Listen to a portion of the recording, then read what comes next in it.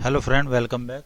मैं आपको इस वीडियो में बताऊंगा कि एंगुलर के अंदर NG4 का यूज कैसे करते हैं और NG4 के साथ ट्रैक बाई का यूज कैसे करते हैं। ट्रैक बाई एक फीचर्ड होता है जिसके थ्रू हम डोम के अंदर जो हमारा कलेक्शंस होती है उसको हम ऑप्टिमाइज कर सकते हैं, जिससे कि वो हमारा जो रिकॉर्ड्स है वो बार बार लोड ना हो। तो इसके लिए हम यूज करेंगे ट्रैक बाई का। ओके, तो इस वीडियो में मैं आपको बताऊंगा कि NG4 डायरेक्टरी के अंदर ट्रैक बाई को यूज कैसे करते हैं, कैसे मुझे करंट एलिमेंट को गेट करना है, करंट एलिमेंट करंट इंडेक्स को कैसे गेट करना है, मुझे फर्स्ट और लास्ट एलिमेंट को कैसे गेट करना है, या मुझे इवन और ओड एलिमेंट को अगर गेट करना है तो वो हम किस तरीके से करेंगे। तो आइए स्टार्ट करते हैं। तो दोस्तों, ये हमारा कंपोनेंट्स है। ओके, ये हमारा TS कंपोनेंट है और ये हमारा HTML है। तो पहले हम TS में करते हैं। तो दोस्तों, TS के अंदर मैंने एक वेरिएबल्स बना लिया है एम्प्लॉय नाम से। ओके, जिसके अंदर मैं किसी भी टाइप का जो कलेक्शन है वो इसमें स्टोर कर सकता हूँ। तो एम्प्लॉयज एनी टाइप की, किसी भी टाइप की मैं कलेक्शन को स्टोर कर सकता हूँ। और इसके कंस्ट्रक्टर के अंदर मैंने इस कलेक्शन को इनिशियलाइज कर दिया है।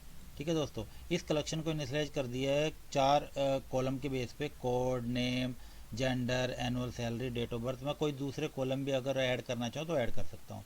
तो ठीक है दोस्तों, तो इस कंस्ट्रक्टर के अंदर मैंने इस लिस्ट को इनिशियलाइज कर दिया है। ओके, और मैंने एक फंक्शन बनाया है गेट एम्प्लॉय करके। ओके, गेट एम्प्लॉय करके, और इस गेट एम्प्लॉय में मैंने इस लिस्ट को ऑप्टिमाइज कर दिया है एक नए रिकॉर्ड के साथ। अगर आप देखेंगे, 1 मिनट, अगर आप देखेंगे तो इस कंस्ट्रक्टर के अंदर 4 रिकॉर्ड्स हैं, EMP101, 102, 103 और 104। ओके, और एक मैंने फंक्शन बनाया है गेट एम्प्लॉय करके, जिसके अंदर मैं इस करंट लिस्ट को, जो मेरा एम्प्लॉयज लिस्ट है, इसके अंदर मैंने वो 4 रिकॉर्ड तो रखे ही रखे हैं, मैंने एक 5वां रिकॉर्ड एक्स्ट्रा रिकॉर्ड और रखा है EMP105 करके। ओके, तो अब देखते हैं, हम अपने HTML में आते हैं। HTML में हमने एक टेबल बनाई। ठीक है, उस टेबल्स के अंदर मैं इस कलेक्शन को गेट करने के लिए *NG4 डायरेक्टरी का यूज करूंगा। तो दोस्तों, *NG4 डायरेक्टरी होती है जिसके थ्रू आप किसी भी कलेक्शंस को प्रेजेंट कर सकते हैं एज ए टेबुलर डाटा में अपने व्यू के अंदर, या किसी डिव को आप प्रेजेंट कर सकते हैं। मल्टीपल डिव को अगर आपको शो करना है तो आप कर सकते हैं, किसी भी डाटा को शो करना है। मीन जो आपने .NET में फॉर ईच लूप पढ़ा होगा, वो फॉर ईच लूप का ही काम करता है *NG4।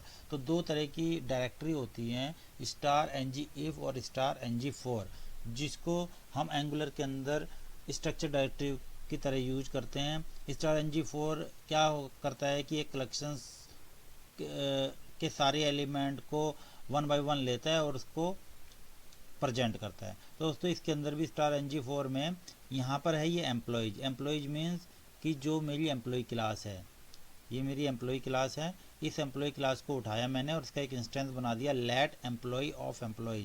ओके, अभी मैं इस ट्रैक बाई को हटा देता हूँ, इसको मैं आपको दिखाऊंगा बाद में। अभी मैं सिर्फ इतना ही रखता हूँ।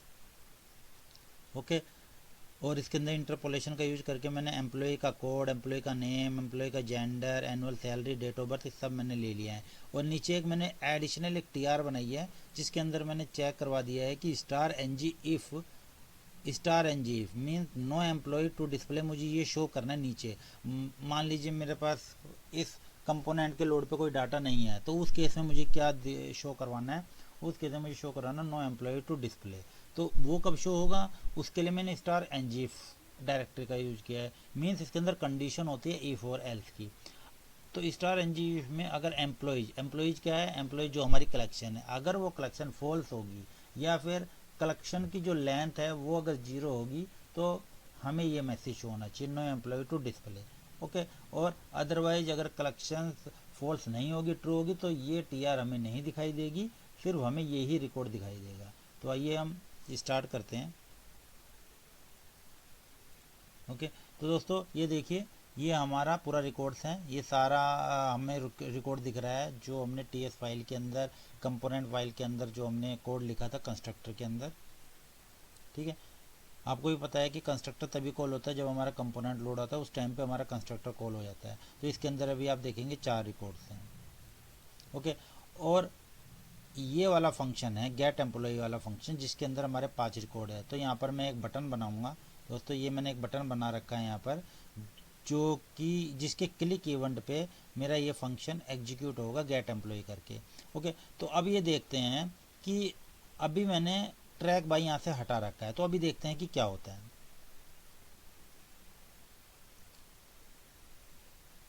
तो दोस्तों मैं अपने डेवलपर ऑप्शन में जाता हूँ, डेवलपर ऑप्शन में जाता हूँ एलिमेंट टैग के अंदर, और बॉडी में देखते हैं कि हमारा डोम किस तरह से लोड होता है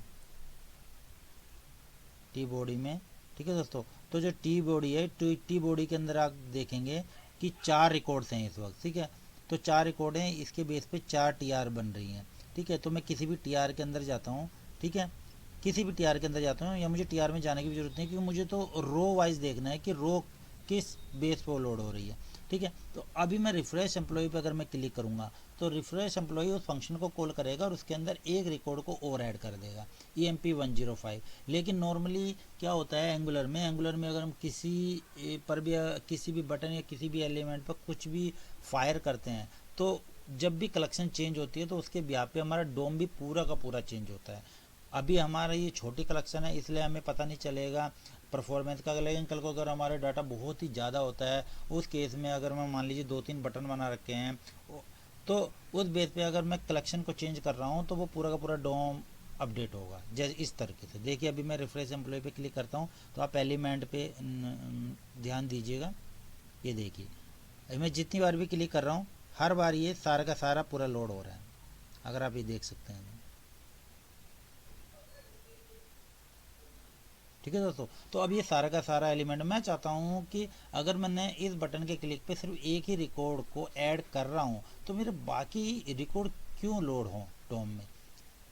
ठीक है, तो इसका कंजम्पशन मैं नहीं चाहता हूँ कि बार बार डोम में ये अपडेट हो। तो इसके लिए हम *ng4 के साथ ट्रैक बाय का यूज करते हैं। तो दोस्तों ये है ट्रैक बाय। ठीक है, ट्रैक बाय के अंदर हम इस फंक्शन को कॉल करते हैं। इस फंक्शन को हमने यहाँ पर बना रखा track bye EMP code. Track bye EMP code क्या करता है कि एक इंडेक्स को लेता है। इंडेक्स मीन्स कि जो हमारा इसका इंडेक्स है। ओके, इसका इंडेक्स। अब इसका इंडेक्स कैसे गेट करते हैं ये भी मैं आपको बताता हूँ। ठीक है, इसका ये इंडेक्स लेगा और उस एम्प्लॉयज को लेगा। ओके, और उस एम्प्लॉयज के अंदर उस एम्प्लॉयज के कोड को रिटर्न करेगा। ओके, तो और इसको मैंने मेंशन कर दिया है इसके ट्रैक बाय पे। तो अभी क्या होगा, अभी मैंने ट्रैक बाय लगाया तो अभी देखते हैं क्या होता है। अभी देखिए मैं बॉडी में जाता हूँ, इस पे जाता हूँ। ठीक है, अभी मैं इस बटन पे क्लिक करूँगा तो ये देखिए अभी मेरा सिर्फ लास्ट वाला रिकॉर्ड ही लोड हुआ है। अब अगर मैं दोबारा से क्लिक करूँगा तो देखो ये 5 रिकॉर्ड ऑलरेडी मेरे अपलोड हो गए हैं। ठीक है, तो अब मैं जितनी बार भी क्लिक करूँगा तो ये दोबारा से लोड नहीं होंगे। एक बार मैं फिर से आपको करके दिखाता हूँ।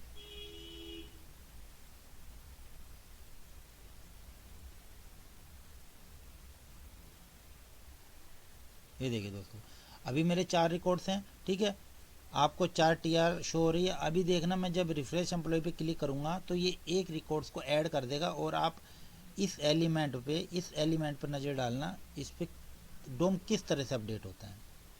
ये देखिए मैंने एक बार क्लिक किया है तो मेरा लास्ट वाला जो रिकॉर्ड है 105 जो ये रिकॉर्ड है, इसके लिए ये फ्लक्चुएट हुआ है। तो मीन्स कि इस रिकॉर्ड के लिए ही डोम ऑप्टिमाइज हुआ है और सारे रिकॉर्ड्स के लिए नहीं हुआ है। अब ये 105 ऑलरेडी इसके अंदर लोड हो गया। अब अगर मैं दोबारा से क्लिक करूँगा तो 105 नहीं होगा, क्योंकि वो सारे ऑलरेडी लोड हो चुके हैं। तो दोस्तों ये होता है, ये टेक्निक्स होती है, इसके थ्रू हम अपनी कलेक्शन मल्टीपल कलेक्शंस को अपने व्यू के अंदर प्रेजेंट इस तरीके से कर सकते हैं कि हमारा डोम कम से कम रीलोड हो। ठीक है, अगर कम से कम रीलोड होगा तो हमारी जो एप्लीकेशन की परफॉर्मेंस भी बढ़ेगी। अब हम इंडेक्स को कैसे गेट करते हैं, अगर मुझे किसी इंडेक्स को गेट करना है तो उसके लिए हम कैसे करते हैं। तो इसके लिए दोस्तों हमें करना होता है let i equal index, semicolon लगा देता हूँ। और इसको अगर मुझे चेक करना है तो यहाँ पर मैं चेक कर सकता हूँ। इसके लिए मैं यहाँ पर चेक कर सकता हूँ। आई ओके दोस्तों, तो अब ये देखता हूँ मैं यहाँ पर भी एक टीएच बना देता हूँ।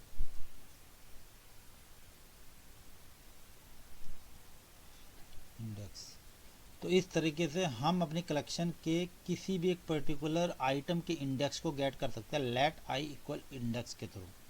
ये देखिए इसका इंडेक्स आ गया हमारा 0 1 2 3।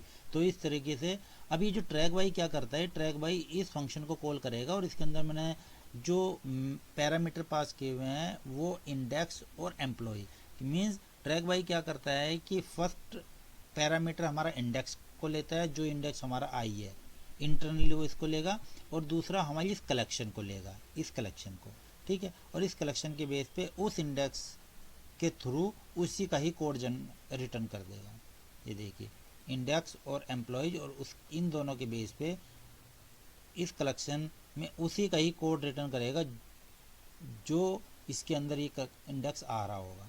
ओके, तो दोस्तों इस तरीके से हम StarNG4 के साथ ट्रैक बाई को यूज कर सकते हैं।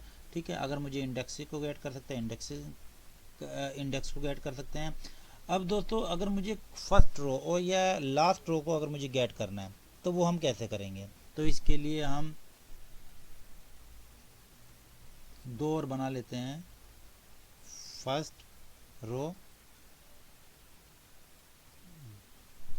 दो कॉलम और बना लेते हैं, फर्स्ट रो और लास्ट रो। ओके, और इसके अंदर StarNG4 के अंदर NG4 डायरेक्टरी के अंदर एक फीचर और होता है, और वो फीचर होता है फर्स्ट और लास्ट रिकॉर्ड लाने के लिए। तो इसके लिए भी हम क्या करते हैं, लेट इज फर्स्ट, इसके अंदर होता है फर्स्ट। तो ये जो मैं यहाँ पर मेंशन कर रहा हूँ, फर्स्ट हुआ, इंडेक्स हुआ, ओके, तो ये जो होता है ये इसके StarNG4 के प्री डिफाइंड प्रॉपर्टी होती है, जिसके थ्रू हम अपनी किसी भी अपनी कलेक्शन के किसी भी आइटम को गेट कर सकते हैं किसी भी तरीके से। ठीक है, इंडेक्स के थ्रू मैंने इंडेक्स को गेट किया, फर्स्ट के थ्रू मैं फर्स्ट रिकॉर्ड को गेट करूँगा। अगर मुझे लास्ट रिकॉर्ड गेट करना है, इज लास्ट, तो इसके अंदर मैं लास्ट मेंशन कर दूंगा।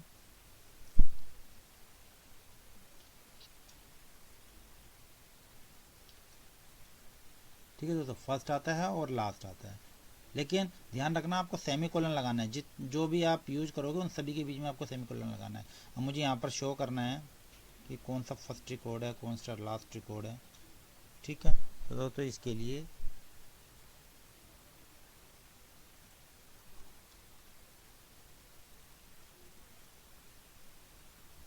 इसको मैंने इंटरपोलेशन में यहाँ कर दिया। अब देखते हैं कि हमारा रिजल्ट क्या आता है। तो दोस्तों ये देखिए अभी हमारा क्या रिजल्ट आ रहा है। पहले मैंने लगाया इसके अंदर मैं सॉरी, ये मैंने यहाँ पर आई करना था और इसका सीक्वेंस थोड़ा गलत हो गया था। यस, ठीक है, अब देखते हैं। तो दोस्तों पहला जो है इंडेक्स वाला कॉलम, इसने तो इंडेक्स दे दिया 0 1 2 3, और जो आया है वो इससे आया है, इससे लेट आई इक्वल इंडेक्स। इसके थ्रू हमने इंडेक्स को यूज किया है, जो कि NG4 डायरेक्टरी का एक फीचर होता है इंडेक्स। इसको मैंने एक वेरिएबल में स्टोर करके और उस आई को मैंने यहाँ पर प्रेजेंट किया है, तो ये इसने इंडेक्स दे दिया 0 1 2 3। ओके, दूसरा है मुझे फर्स्ट रो चेक करनी, क्या ये पर्टिकुलर रो जो आ रही है क्या वो फर्स्ट रिकॉर्ड है या फिर सेकेंड लास्ट रिकॉर्ड है। तो फर्स्ट रिकॉर्ड के लिए मैंने फर्स्ट को यूज किया, लास्ट के लिए मैंने लास्ट को यूज किया, और इसको मैंने यहाँ पर प्रेजेंट कर दिया। एक कॉलम बना के मैंने फर्स्ट को चेक कर लिया, दूसरे कॉलम बना के मैंने लास्ट को चेक कर लिया। तो देखिए इसमें ट्रू आ रहा है और ये सारे फॉल्स आ रहे हैं। ठीक है, मीन्स ये पहली जो रो है ये फर्स्ट रो है, और इसके अंदर लास्ट रो कौन सी है, लास्ट रो ये वाली रो है।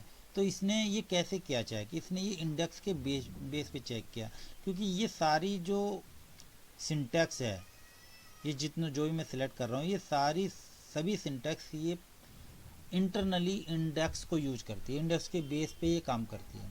ओके, तो दोस्तों मुझे आशा है कि आप समझ गए होंगे कि किस तरह से हम ng4 को और ng4 की जितनी भी जो ये सिंटेक्स है उसको हम यूज करते हैं। तो दोस्तों आज के लिए इतना ही। Thank you watch my video.